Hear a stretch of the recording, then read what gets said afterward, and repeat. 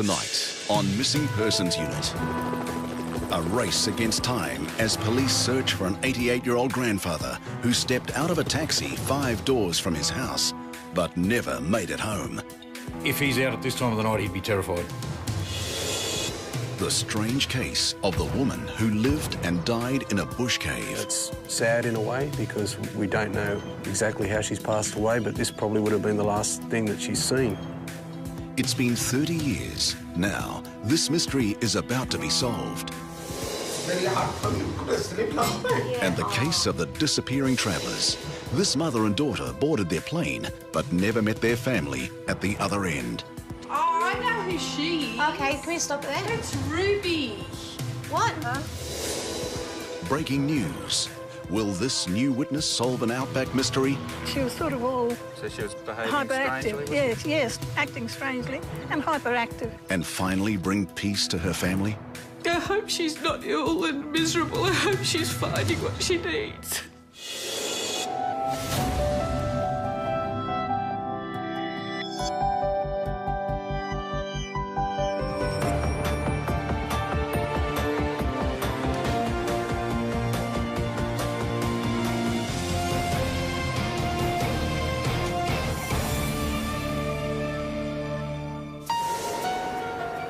At the Missing Persons Unit headquarters, Constable Adam Marsh has some new and promising information that could solve a 30-year-old mystery. Yeah, we've got a hot lead on this old troll case. This is a lady that passed away in 1971 in a cave in Warrimoo in the Blue Mountains. 2 14-year-old boys discovered the scene 10 years later in 1981. The young boys just stumbled across it by chance. The cave's location itself was a fairly inaccessible sort of area that people would pass by on a track, but they wouldn't necessarily go to the cave. The woman's skeleton was found laid out on a banana lounge under the cave roof.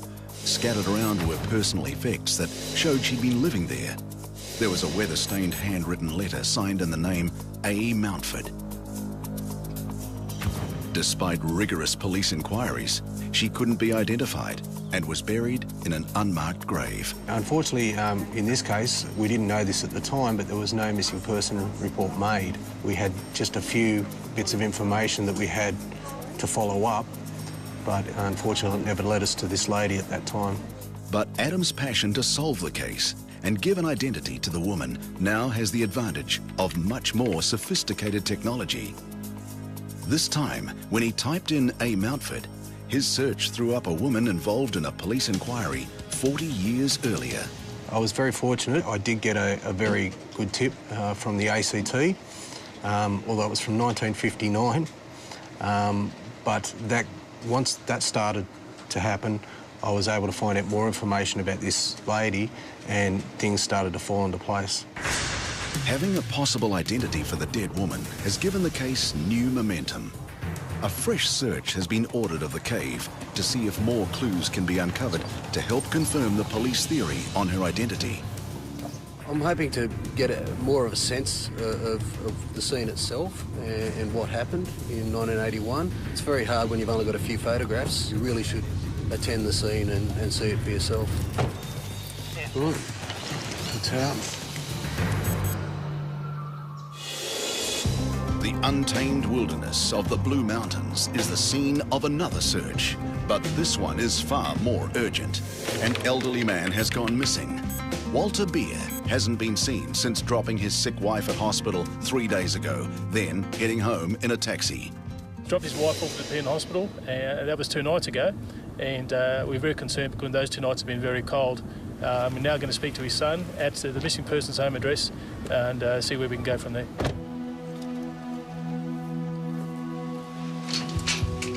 Hello, Betty, Customer McIntyre.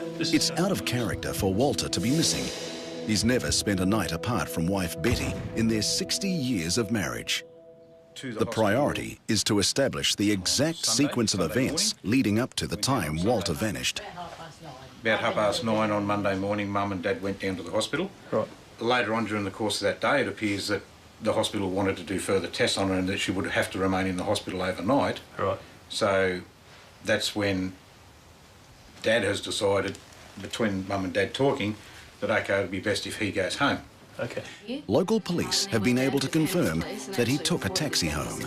Mr B caught a Premier cab from Penrith to the Low Blue Mountains, Right. and that cab was caught from the Nepean at about 5:45 Okay. p.m. He caught that cab up to the Low Mountains. He directed the driver where he lived. Yeah. He paid for the cab fare and basically said to the cab driver, "That's far enough. I'll hop out and I'll walk the rest of the way." Oh, okay. And that was only probably about 4 or 5 doors From here? distance from here. Yeah. Right. Walter was within sight of his home, but as a dementia sufferer may not have realised exactly where he was. But to confuse things, police also have a report from a nurse who thought she saw Walter looking for Betty at the hospital later that night. She indicated that he poked his head out the sliding doors as the doors opened, and he called out his wife's name. "Betty, are you there?" Police will now need to search both the hospital and the bushland around Walter's home. We'll work with him. I keep in mind. Okay. We'll work with him. Thank you. Thanks very much. Thank you. For Betty, the painful wait continues. Constable Adam Marsh is on the verge of solving a 30-year-old mystery. He's searching a bush cave where a woman's body was found in 1981. Obviously it's changed quite a bit, but I can see some similarities. There's a peak at the top of the cave, and that looks pretty much the same. The bottom of the cave's changed quite a bit. Some of the roof of the cave has come down. Hopefully we can find something up there.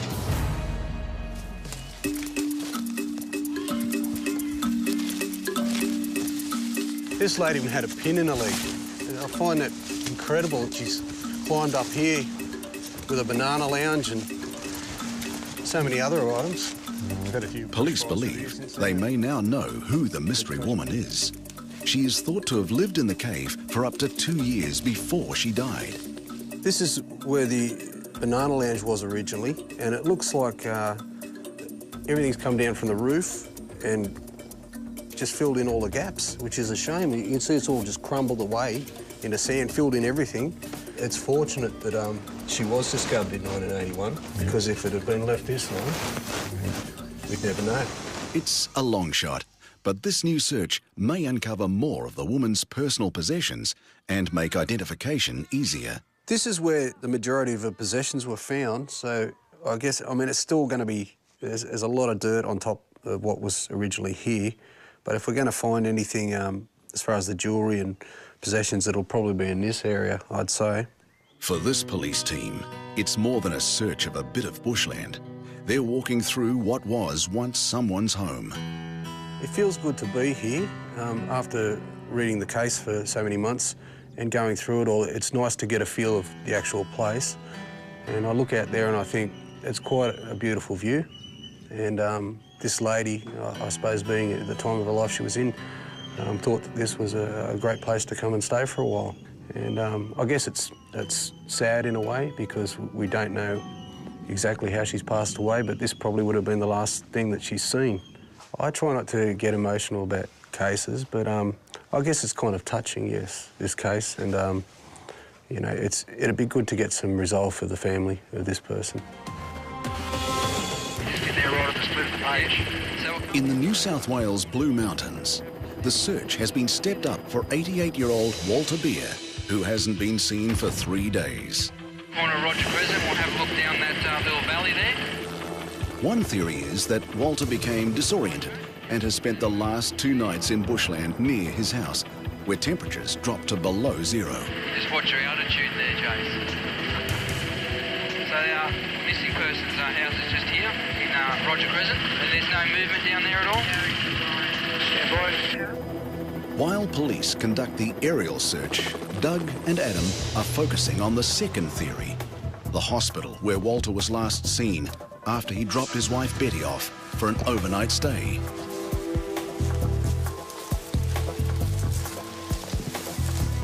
Definitely wouldn't be a pleasant place for an older fella to be, lost and frightened.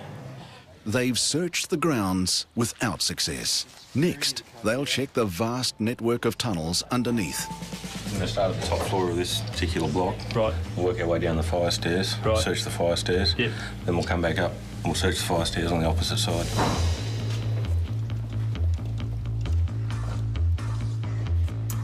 And do we come back and check these two doors? We will. Okay, as long as we check everything, that's fine, yeah. But these tunnels are confusing for police, let alone an 88-year-old man with dementia. That's a maze, Marsh, isn't it? It certainly is. If he gets lost here, it could be serious trouble. We've searched the whole hospital grounds. We found nothing. We'll go back up to Mount Riverview and conduct further searches there and further inquiries with the local police there. Back at home, Walter's disappearance is especially tough on Betty, who, up until the last days, had never been apart from her husband in 6 decades of marriage. Anybody out there, if you see my dad around, he's an elderly gentleman, very lovely sort of bloke, but he could be wandering around quite sort of stressed and lost by now. And yeah, if you see him out there, please approach him. Are you Mr. Beer? Are you lost? Can I help you? That'd be great. Much appreciated.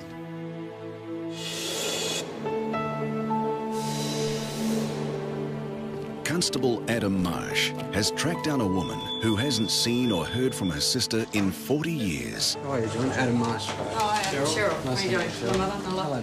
How are you? Her sister's name was Audrey Mountford.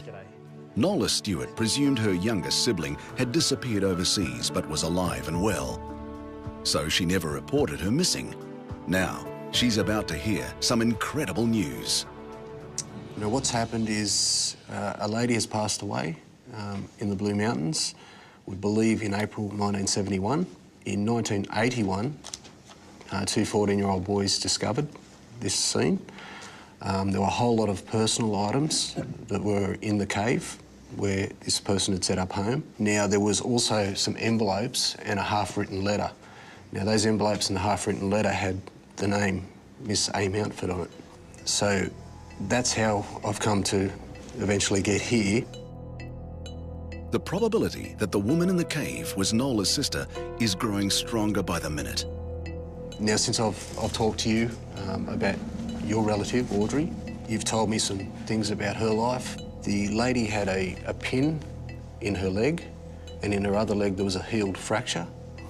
Now, I've since found out that Audrey was hit by a car in 1969, I believe. She was crossing the road, apparently, with a green light, and the car hit her.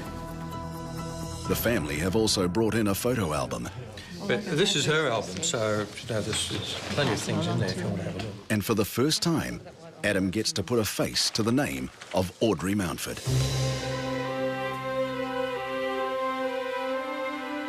But still, no one knows for certain if Audrey is the missing woman. Police must now see if Nola can recognise any of the possessions found at the cave. So I'll pass them down to you. Now, the first photos are just items that were found. The last photo is of the clothing. There's nothing here that looks familiar. No. That brooch, nothing. No. Oh, that's close to one of them, isn't there?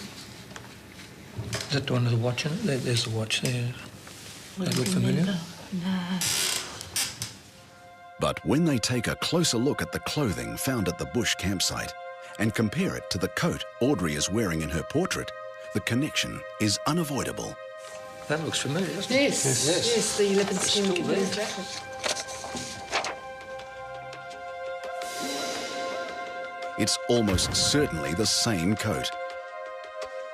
That's amazing.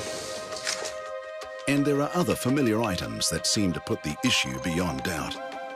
She's got a little clip around her neck. That's a little horse or something. Horse, yeah. A horse in here. Do you? Yeah. Yeah, it's a dog, I I think think. she might have it. I think I have. Oh, really? I think I've got that horse. Do you recall that checkered scarf at all? Because that's unusual. It looks like David Jones. Does she have some connection to David Jones? She worked with David Jones. She worked for Is she really? Finally, the sad story at the end of Audrey Mountford's life emerges. She was a free-spirited woman who loved the bush, loved painting, and it was later discovered loved a Canadian airman who she met in Australia and then travelled halfway across the world to be with. She thought he was very serious with her, but he was a married man. After the war, he went back to his family, you know. So I think that might have upset her, I don't know.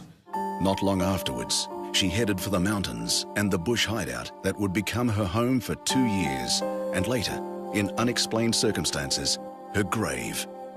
Yes, it's amazing. I can't believe that I'm here facing all this, because there was so much, you know, so many years have gone by.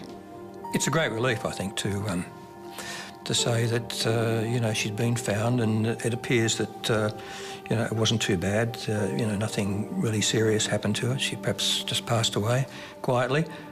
And I think that's, yeah, it's great comfort to know that, yeah. Thanks, Adam. Bye-bye. Tap. All the best. Thanks, Bye-bye, Adam. Nala. Take care. Thanks to Adam's determination, the final chapter has been written in the colourful and complex life of Audrey Mountford. But there's one last formality the family must endure. Finally, they have their answers, but the legal system will need an ending too. We're getting close to the end of the investigation now, and with that evidence we've got from the family, we can put that with the brief, and I'm going to put that before the coroner. Hopefully he can make a finding and give some closure to this nice family after 40 years.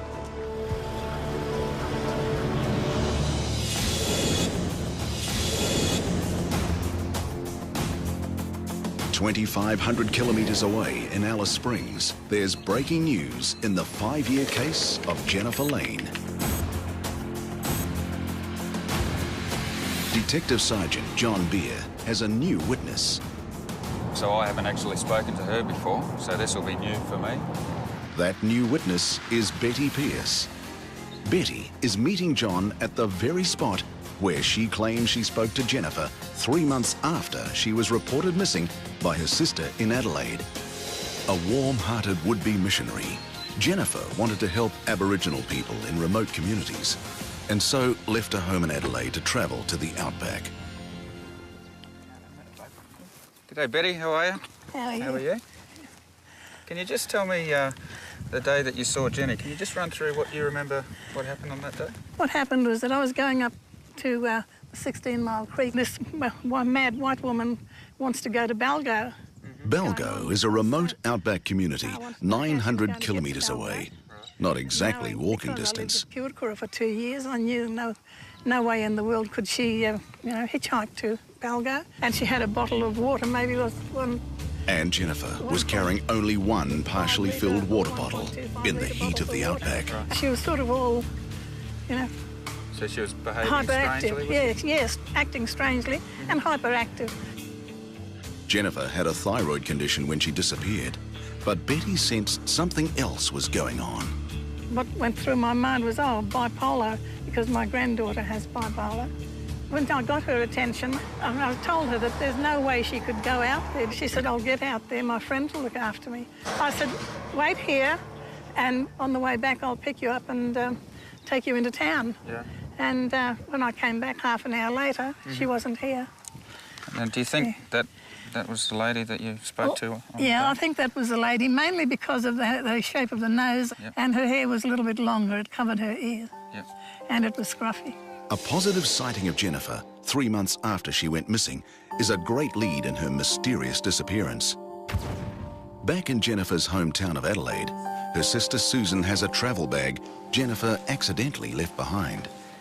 This is the bag that Jenny left at the bus station in Adelaide the night that she came here before she went to Alice Springs. It's got some clothes, some towels and clothes, and there was also her medications and her scripts for new medications, so she clearly didn't take any of her medications or her scripts with her. It has the family Bible, which has got some of the genealogy of the family in it and some pictures and things like that. Oh, this is about my mum's death. She had a really close relationship with her.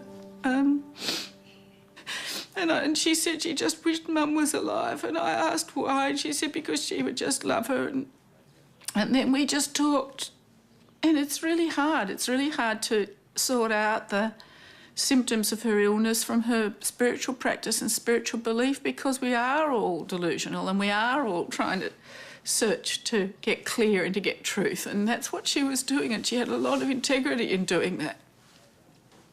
And I really hope that's what she's doing now. I hope she's not ill and miserable. I hope she's finding what she needs. That's what I want for her. I just want to know that's what she's doing.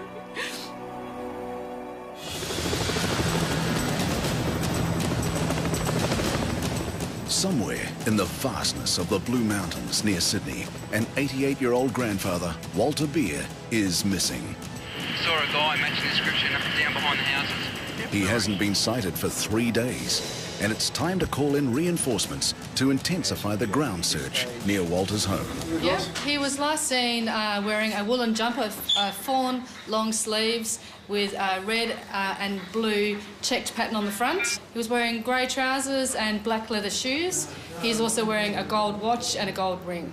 Pretty much out off Rusden Road, back towards Nickel. Just behind the houses, spaced out evenly, just through the bush. Make sure he just hasn't gone over in the bush. While the foot search is expanded, the police chopper is continuing aerial surveillance, making a wider sweep of the surrounding area.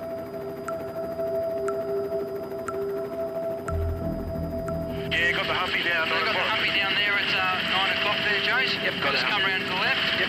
Nick, do you just want to jump on the gear and have a look at that? Yeah, copy that. A search camera with a high-powered zoom is used to scour the undergrowth. Yep, that's it. And there's no movement down there at all? Yeah, boy. Yeah, the boys think very well. That is sighting, Jace, at Bunfinya. Okay. On the other side of the power lines there. Can we head up to there? Yep, no worries. Just go in on the back fence of that house. You've got the detectives. Yeah, got that. Got the detective walking into the bush. Yeah, got that. And he's disappeared there under the canopy there. Yeah, geez, that's thick in there. Oh, it's good they got that ground search going in there, because I don't think we'd be able to see through there at all. Roger.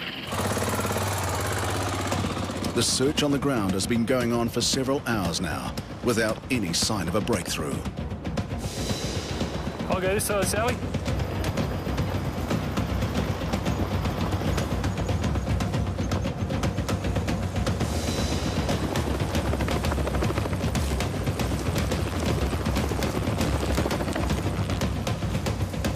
No resources are spared, but these experienced searchers know the reality they're dealing with. We're all pretty tired at the moment. It's been 7 or 8 hours searching for this gentleman, and hopefully we can find him soon.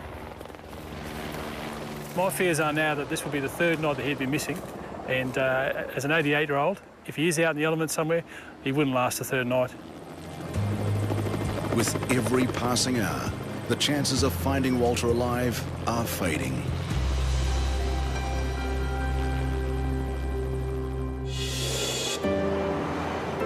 In Sydney, it's now official. The coronial inquest into the female remains found in a Blue Mountains cave has just determined that they are those of Audrey Mountford. 38 years later, after she last saw her sister, Nola Stewart finally has closure. Well, they say it's a closure, but I think it upset me more to find out, because I imagined she was away with missions or something, you know, as she wanted to do. And but anyway, it's nice to know that where she is. And it's answered a lot of questions, but it's also opened a lot of questions in terms of, OK, now we've often wondered what happened to Auntie Audrey, and now we know. And I think it was something that she wanted to do, but it's hard for us to understand why. Yeah. 40 years after she last saw her sister, Nola Stewart finally has closure. But I think the sad thing is that she was on her own, and for 10 years she was there. That's the part that upsets me more than anything. That for 10 years someone was just laying there. But like I say, I suppose that was the space she was most peaceful in, so from that side, yeah. For Adam, it's a satisfying result. I guess I always feel it a little bit when I see somebody that's passed away and realise that there's somebody out there that must be missing this person. Cases are never closed. We continue to work on them, but obviously a case with more information, we've got more to work with, we've got more possibility of getting a result. Now that Nola has found her sister, all that's left to do is visit her final resting place, this unmarked grave, and pay her respects. We'll make a trip up there and just sort of give a final farewell and say goodbye to her in the right way, and maybe some little memorial for her so she's not completely forgotten.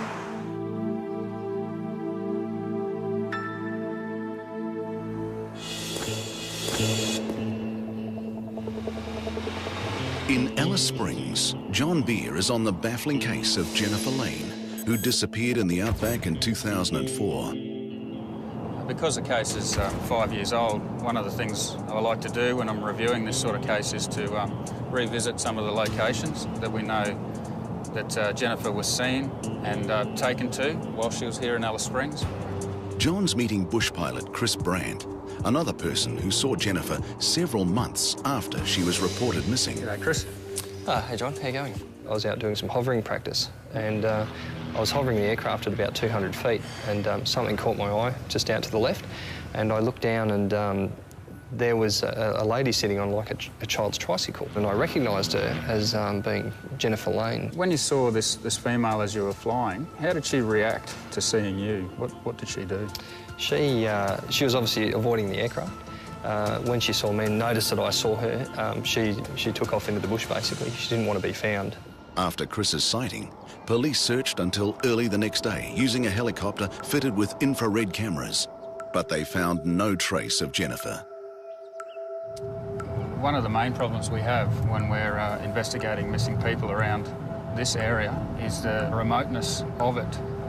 It doesn't take much to walk away from an urbanised area and become disorientated and basically lost.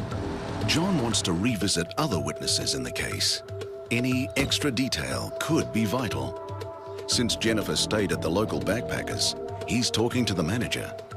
Now, she booked in here and booked to stay for a night. Yes, she went to her room and I believe that she just went out for the day, and then the next day she was supposed to have checked out. We hadn't seen her, and I think it was about the second day when we still hadn't seen her again that we then called the police because we were concerned because we hadn't seen her, she hadn't checked out, but she still had all her luggage here in the hostel. And it was a local cab driver who drove Jennifer to a remote location in the early hours of the morning before she disappeared. You picked her up in town here and took her up to the North Stewart Highway, yeah? Yeah. Do you remember when you were driving up there, did Jenny say anything to you about visiting anyone, or...? No, the only thing she said to me, she wanted to stop at the Shell truck stop. Truck stop, yeah. And she went in there and she bought heaps of smokes, a couple of bottles of orange juice. Yeah, when you dropped her off there, was there anyone else out there that you saw? Nah. Jennifer's disappearance has mystified the locals, and no one can explain her behaviour at the time. This here is the Coles Express or Shell truck stop that Jenny went to and purchased about $500 worth of food, drink and cigarettes. And we know that Jenny wasn't a smoker, so we believe in her mind that she was going to meet somebody and give them that property. We believe she had about $20,000 cash on her when she went missing, so this is obviously something that we are concerned about. Carrying $20,000 in cash and hundreds of packets of cigarettes, Jennifer has made herself dangerously vulnerable. In New South Wales, Constables Diana Eucles and Corrine Walters are on a puzzling case. Is that Tahiro? Yes, thanks. Hi. Jamila and Irene, a mother and daughter, arrived on a flight from Bangladesh 24 hours ago. Then they disappeared. Have you heard from your mum yet? No. No, nothing. Zahir went to the airport to pick up his mother and sister, but couldn't find them. Yet customs officials confirmed they had arrived in Australia. So, can we meet up with you first thing this morning? Yes, that's good. Hello. Hi, how are you? It's good. My name's Diana. This is Corinne. Hello, nice to meet you. It's nice to meet you. So, how are you feeling at the moment? Are you a bit worried? We too worry. I'm really nervous, and how is my mother? It's very hard for me. We couldn't sleep last night. Yeah. Oh, you poor thing. It's all right. We're doing our best now to find her, okay? Take a seat. So when did they leave to go to Bangladesh? Let's have a look. They leave into on their date. Yep, so they left on the 3rd of March. Yes. So you were there for 2 hours looking, 8:15 about Around 8:15. So that is, and then I asked that is the into the information desk. The daughter, Irene, went to Bangladesh to find a husband, but she was unsuccessful. Did she go over there hoping to marry someone and maybe she's upset now? No, that's why she asked me. Or did she feel ashamed to come back here? Sister want to go marry to the overseas, and after that, because her choice, she marry or not marry, she depend is her her. choice. No She like marry, she can marry. She don't like it. This is totally independent. Making their disappearance even more critical is that his mother, Jamila, has medical conditions that need constant attention. She's some problems is into because she got heart problems, she got diabetes, but under medication. Mystified by his mother and sister's disappearance, Zahir can only suggest police talk to his neighbour. Maybe if you just want to let us know we're from there. Hi, how are you? She can speak also a little bit. Can you speak English? Well, we're really concerned because they landed at Sydney Airport on Saturday. When they come back, I don't know. You haven't spoken. Do you know where she might go? No, I have no idea. No idea at all? No idea. But the friend gives Diana and Corinne a positive lead, and they head off to check the local shopping centre where Jamila and Irene like to spend time. At home, Zahir pleads for them to contact him urgently. To my mom and my sister, please contact us immediately. We are very worried for you. Thank you. Following a lead, Diana and Corinne are checking a local shopping centre. And as soon as they arrive, they think they spot the missing mother and daughter. What's your name, please? What's your name? Okay. And your name? This is my mother-in-law. What's her name? How you going? It's not Jamila and Irene. So the next best thing is to check the previous day's security footage to see if the missing women have been at the local shopping centre. You can barely see. Is this the only way they can come out? You can go a bit faster. But this story is about to take a completely unexpected turn. There they go. They're talking to Celia. Who's that? Who's that? Celia? She's the girl from the cafe up the top. That's me. Oh, I know who she is. Okay, can we stop it there? That's Ruby. What? Huh? That's Ruby. Yeah. Daughter Irene has been calling herself Ruby. Who's Ruby? She used to work at the CNN cafe. Every Friday. Are you sure? That's Ruby, yes. So her name's... You don't know her as Irene? No, Ruby. And that's that? I don't know her mum. Is her mum? I don't know her mum. Definitely that's her. her. Tell me what you know about her.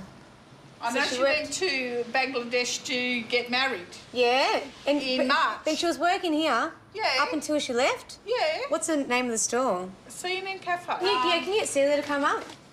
Diana hopes the cafe owner, Celia, can fill them in on this unknown half of Irene's double life. Hi, Celia. Hey. Hi, my name's Diana. I'm from the Missing Persons Unit. Do you know this woman? I think her name's Ruby. She used to work with you. All right, I'll give you... yeah, that's a mother. Yeah. Show the other photo. Maybe that's not a very good photo. Ruby? Yeah. She's actually a missing person. She's been reported missing, and we just looked on the footage and seen you talking to her yesterday. Yeah, she's back. She arrived back yesterday. She arrived yesterday? Do you know where she's staying? Lakemba, she was telling me. She's staying in Lakemba. Because her brother went to pick her up from the airport and waited there for a few hours and she didn't come out. So he's reported her missing. Yeah, right. I said, when did you come back? And she said, yesterday. Yep. And then I go, okay. And then she said, I said, where are you staying? Are you still with your brother? And she said, no, I'm at Lakemba. I think she went back overseas for an arranged marriage or something. Yeah, but... which she didn't go through with. Yes. And because she had a boyfriend here or something. So, not only is Irene calling herself Ruby, but she also has a boyfriend in Sydney.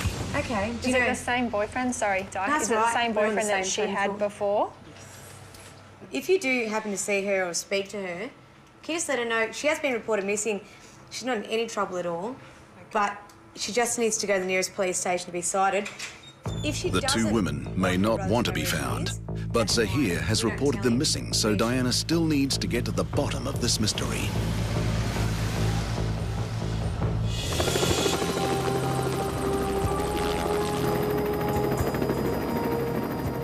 It's the third day of a major search for 88-year-old grandfather Walter Beer, who's been missing in the rugged Blue Mountains. There's been a tragic and unexpected turn in the case.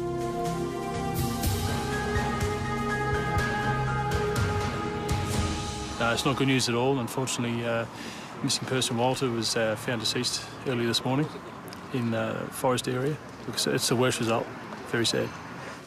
Doug joins the police search and rescue squad to confirm the grim news to everyone who took part in the search. Okay, fellas, as you're aware, the missing person's been found deceased off Nichols Parade. Once again, thank you very much for your attendance here today. So on behalf of the Blue Mountains Command and the Blue Mountains Police Rescue Squad, thanks again for your attendance and the way in which you performed here today. Walter's body was discovered lying in a creek not far from where he lived.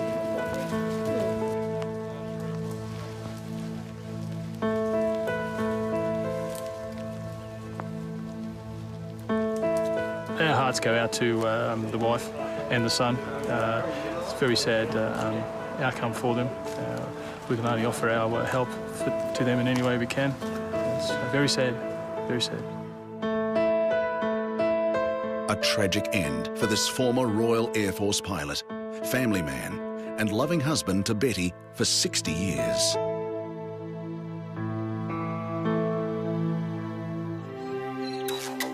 In Alice Springs, a new witness has reopened the 5-year-old case of 52-year-old Jennifer Lane.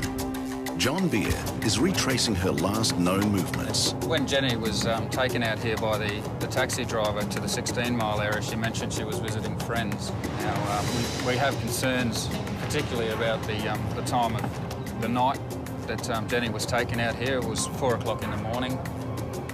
As you can see, it's a very remote area. Now, she had indicated to him that she was meeting friends out here, but at this stage, we believe Jenny had been off her medication for at least a couple of weeks. The outback is forbidding country, and expert trackers are needed to find missing people. Police turn to a local Aboriginal to try to find Jennifer. This is Ted Egan, the tracker we used. G'day, Ted. How are you, mate? Yeah. Favourite spot, eh? Thought I might find you out here. Yeah, I stop here. You stop here? Yeah. How you been? All right. All right. Hey, you remember about 5 years ago? Yeah. We were looking for that lady up near the railway line? Yeah. Up near 16 Mile there? Yeah. Yeah, we're just... On that dirt road. On that dirt road, yeah.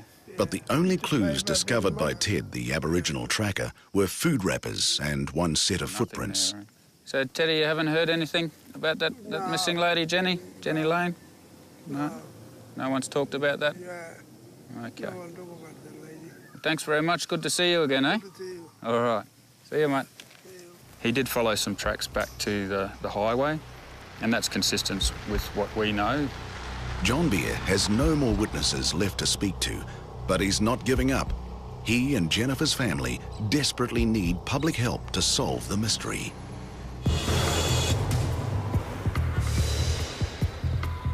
In the case of the missing Bangladeshi mother and daughter, Jamila and Irene were found at the address provided by the shopping centre manager. While Diana's on another case, Mandy's visiting them at home. Hello. Diana, how are you? I'm Mandy. This is Danielle. You're Irene? Irene. Mandy. She's Zamila. Hello. This is Danielle. Are you okay? Yes. You look okay. You both look really well. You've had a lot of people worried.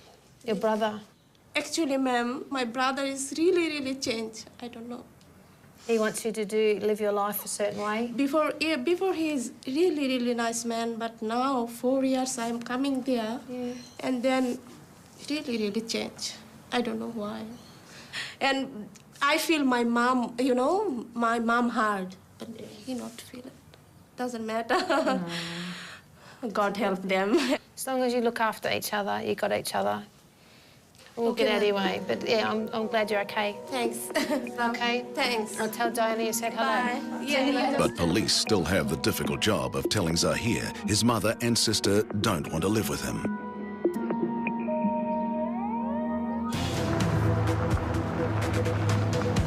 In the case of Jamila and Irene, the mother and daughter who disappeared after returning from Bangladesh, Diana now has to tell Zahir his mother and sister are not coming home. Yeah, Still, I don't know where they're living and why they're hiding to me, and I'm very in high tension because because my mom shouldn't be like this. Let me just say, they're okay. They're safe and well, and they're staying with someone at the moment. But I am worried for if somebody guides them, misguide them. Yeah. This is the I'm worried. Can I just say something? Yes. As much as you may be in control, not in control of them, but you've been looking out for them for however long. Yes. She's a grown woman. I don't think she's going to make any misinformed decisions or be misguided. Yes. So you just, I mean, it's not your child, but maybe you should just let her go and just let her make her own decisions. If she makes a mistake, she's just going to have to learn from it herself. That's right. But I am worried for my mother. That's the thing. Yeah. It's very well, important. You know things. what? I think she can look after your mother as well. It's a lot of stress because it's... But Irene's been taking her to the doctors. Unless I know that they are okay, they're healthy. They are fine, yeah. And that's okay, no problems. Sadly, some stories simply don't have happy endings. Being found doesn't necessarily mean being reunited.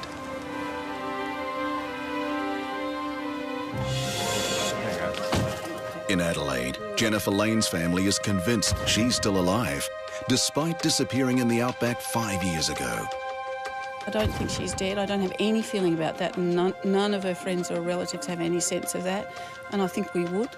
I don't know. I don't know if she's safe and doing what she needs to do, or I don't know if she's not well and really miserable, and I don't want that for her.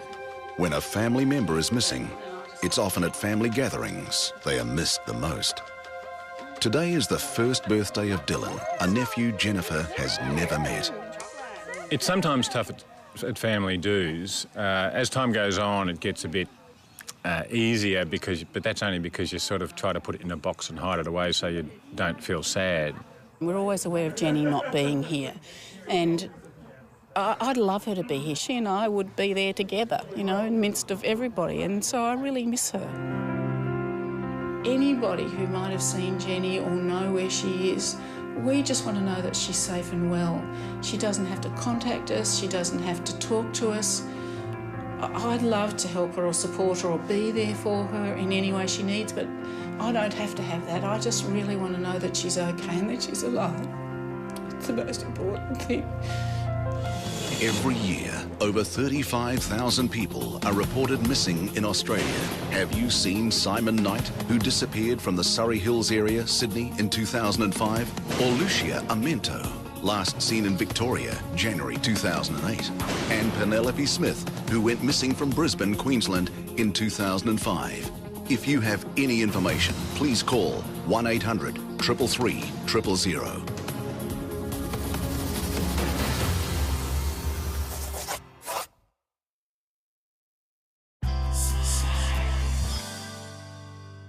Tonight on Missing Persons Unit, a race against time as police search for an 88-year-old grandfather who stepped out of a taxi 5 doors from his house but never made it home. If he's out at this time of the night, he'd be terrified. The strange case of the woman who lived and died in a bush cave. It's sad in a way because we don't know exactly how she's passed away, but this probably would have been the last thing that she's seen. It's been 30 years. Now, this mystery is about to be solved. Very hard for me to sleep last night. And the case of the disappearing travellers. This mother and daughter boarded their plane, but never met their family at the other end. Oh, I know who she is. Okay, can we stop there? It's Ruby. What? Breaking news. Will this new witness solve an outback mystery? She was sort of all So she was behaving hyperactive. strangely? Yes, acting strangely and hyperactive. And finally bring peace to her family? I hope she's not ill and miserable. I hope she's finding what she needs.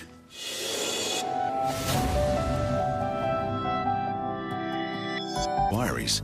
She couldn't be identified and was buried in an unmarked grave. Unfortunately, in this case, we didn't know this at the time, but there was no missing person report made. We had just a few bits of information that we had to follow up, but unfortunately it never led us to this lady at that time. But Adam's passion to solve the case and give an identity to the woman now has the advantage of much more sophisticated technology. This time, when he typed in A. Mountford, his search threw up a woman involved in a police inquiry 40 years earlier. I was very fortunate. I did get a very good tip from the ACT, although it was from 1959.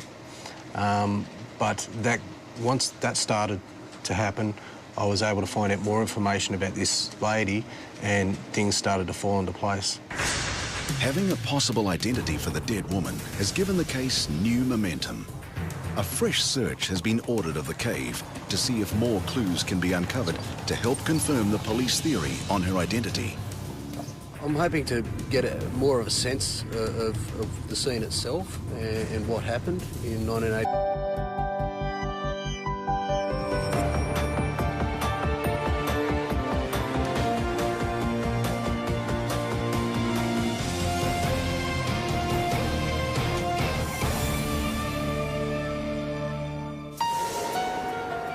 At the Missing Persons Unit headquarters, Constable Adam Marsh has some new and promising information that could solve a 30-year-old mystery. Yeah, we've got a hot lead on this old troll case. This is a lady that passed away in 1971 in a cave in Warrimoo in the Blue Mountains. Two 14-year-old boys discovered the scene 10 years later in 1981. The young boys just stumbled across it by chance. The cave's location itself was a fairly inaccessible sort of area that people would pass by on a track, but they wouldn't necessarily go to the cave. The woman's skeleton was found laid out on a banana lounge under the cave roof. Scattered around were personal effects that showed she'd been living there. There was a weather-stained handwritten letter signed in the name A. Mountford. Despite rigorous police inquiry, it's very hard when you've only got a few photographs. You really should attend the scene and see it for yourself. Right. It's out. The untamed wilderness of the Blue Mountains is the scene of another search, but this one is far more urgent. An elderly man has gone missing. Walter Beer hasn't been seen since dropping his sick wife at hospital 3 days ago, then heading home in a taxi. Dropped his wife off at the Penn Hospital, and that was 2 nights ago. And we're very concerned because those 2 nights have been very cold. We're now going to speak to his son at the missing person's home address and see where we can go from there.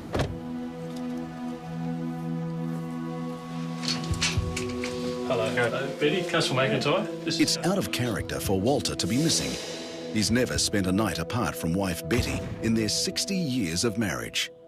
The priority is to establish the exact sequence of events leading up to the time Walter vanished. About 9:30 on Monday morning, Mum and Dad went down to the hospital. Right. Later on during the course of that day, it appears that the hospital wanted to do further tests on her and that she would have to remain in the hospital overnight. Right. So that's when Dad has decided, between Mum and Dad talking, that okay, it would be best if he goes home. Okay. Local police have been able to confirm that he took a taxi home. Mr. Beer called a Premier cab from Penrith to the Lower Blue Mountains. Right. And that cab was called from the Pen at about 5:45 p.m. He caught that cab up to the Lower Mountains. He directed the driver where he lived. Yeah. He paid for the cab fare and basically said to the cab driver, "That's far enough. I'll hop out and I'll walk the rest of the way." Oh, okay. And that was only probably about 4 or 5 doors. From here? From here. Right. Walter was within sight of his home, but as a dementia sufferer may not have realised exactly where he was. But to confuse things, police also have a report from a nurse who thought she saw Walter looking for Betty at the hospital later that night. She indicated that he poked his head out the sliding doors as the doors opened and he called out his wife's name. "Betty, are you there?" Police will now need to search both